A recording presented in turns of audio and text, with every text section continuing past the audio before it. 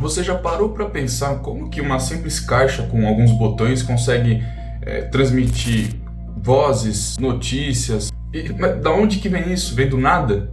Voa pelo ar? Essa é a mágica do rádio, um dos maiores avanços tecnológicos da humanidade.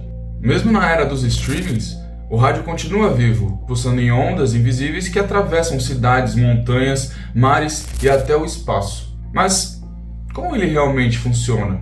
Primeiramente, vamos entender o que é o rádio. O rádio é um sistema de comunicação sem fio que utiliza ondas eletromagnéticas para transmitir som. Essas ondas viajam pelo ar à velocidade da luz e podem carregar sinais codificados que, ao serem decodificados por um aparelho receptor, se transformam em áudio. E agora a gente precisa entender quais são os princípios físicos por trás do rádio. O funcionamento do rádio é baseado nas ondas de rádio, que fazem parte do espectro eletromagnético. Essas ondas possuem comprimentos longos, muito maiores que os da luz visível, e podem ser geradas por transmissores que modulam uma frequência para codificar informações.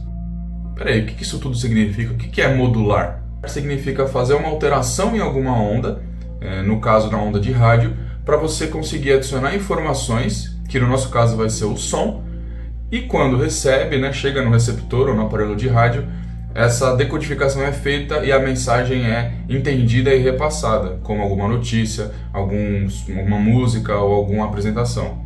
Existem dois tipos de modulação. A modulação em amplitude, ou mais conhecida como AM. Aqui o que muda é a altura da onda, ou seja, a sua amplitude. Se o som for mais forte, por exemplo, a onda cresce. Se o som for mais fraco, a onda encolhe.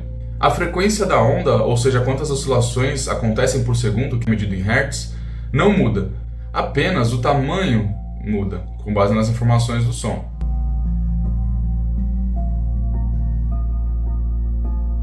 E o segundo tipo mais conhecido é a modulação em frequência, que é FM. Nesse caso, o que muda é a frequência da onda, ou seja, a quantidade de oscilações por segundo, que é medida em Hz. A altura da onda, a amplitude, como a gente viu no exemplo anterior, continua igual.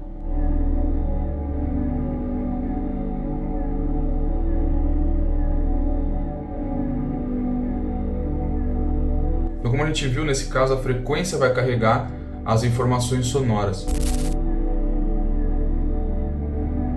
Um transmissor de rádio pega um som, como a voz de um locutor, por exemplo, que é uma onda mecânica, transformando agora em um sinal elétrico. Quem que faz isso no começo? É o microfone. Então, o seu microfone lá que você está cantando, está gravando, ele está pegando a sua voz, as ondas mecânicas, e está transformando em sinais elétricos para poder ser repassado. Esse sinal elétrico ainda está em baixa frequência, mas já carrega as informações que a gente quer repassar, que são as informações sonoras.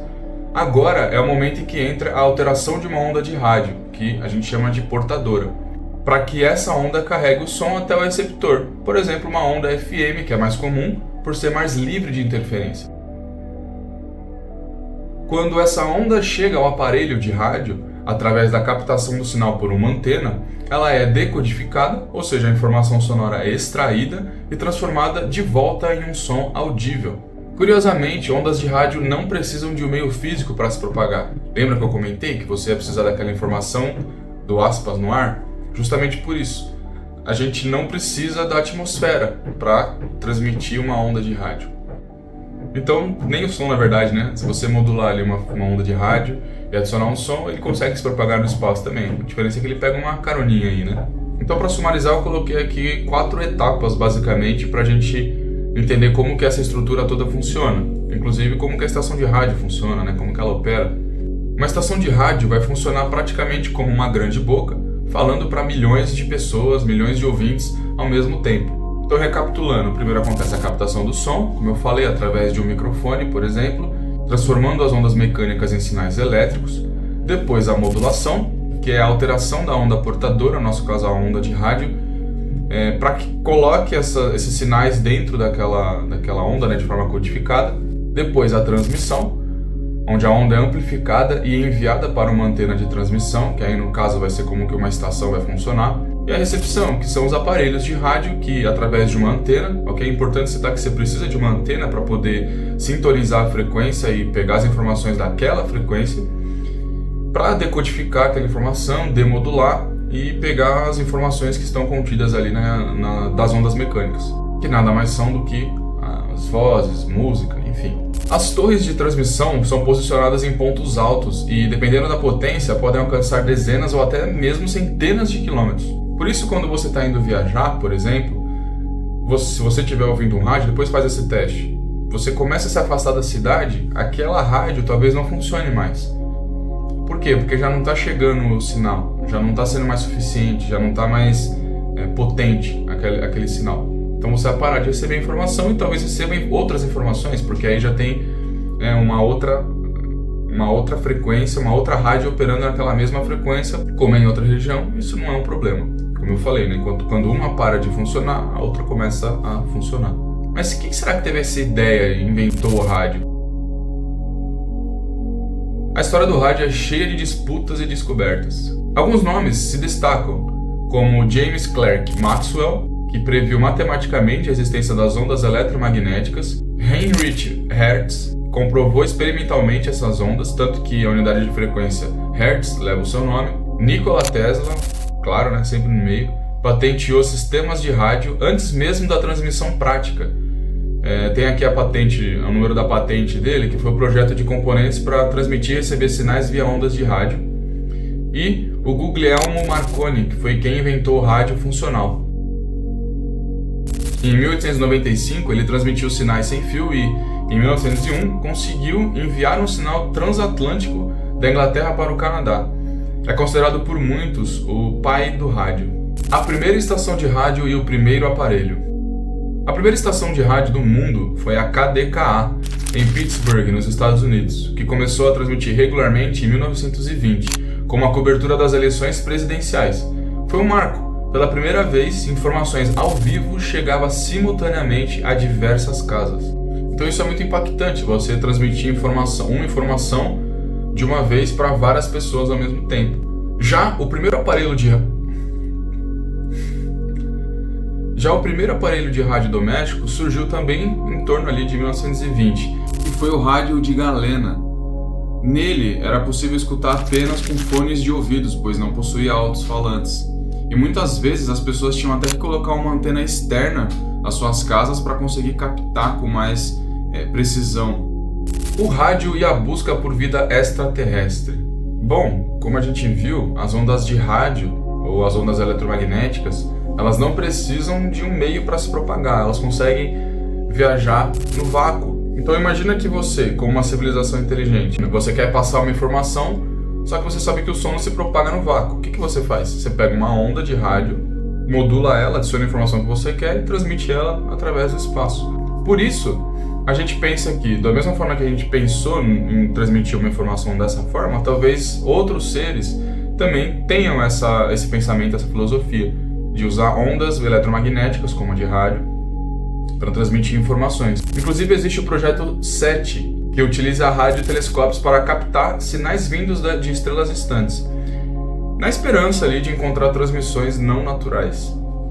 Em 1974, enviamos a famosa mensagem do Arecibo, que foi uma transmissão de rádio com informações sobre a Terra e a humanidade, direcionada ao aglomerado estelar M13. E também existe o sinal WOW, que foi uma mensagem que a gente recebeu e a gente nunca conseguiu entender muito bem o que gerou aquilo, né? Teoricamente, estudiosos dizem que é um padrão não natural também. E esse sinal nunca mais aconteceu, a gente recebeu ele. Também, né? Quanto tempo demora para responder o sinal? 40 anos? 100 anos? A luz, viajando na velocidade da luz, então, não sei. Mas enfim, é interessante também, né? Porque a gente recebeu esse sinal por uma onda eletromagnética. Tudo que vem do espaço só acontece por conta de ondas eletromagnéticas, né? Então, não necessariamente de rádio, mas desse tipo de onda. A rádio é um tipo de onda eletromagnética. Né? E o rádio no dia a dia? Eu sei que hoje em dia a gente substituiu muito assim o rádio, né, o aparelho de rádio baseado no rádio mesmo, né? A gente continua usando o rádio para reproduzir Bluetooth, por exemplo. Mas enfim, a gente acabou meio que substituindo por plataformas de streaming. Mas ainda, será que existe alguma utilidade assim grande como acontecia antigamente? Então vamos ver, vamos pensar um pouquinho. Em áreas rurais, onde o acesso à tecnologia é limitado, o rádio ainda é a principal fonte de informação.